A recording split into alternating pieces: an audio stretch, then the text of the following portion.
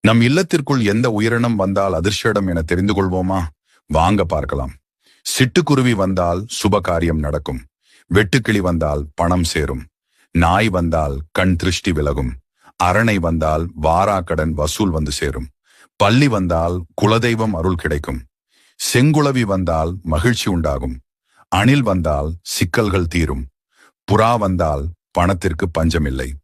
தட்டான் பூச்சிகள் நல்ல சக்தி உள்ள இடத்தில் மட்டுமே வரும். கிளி வந்தால் எதிர்பாராத நல்லது நடக்கும். பொன்வண்டு வந்தால் காரியம் வெற்றி அடையும்.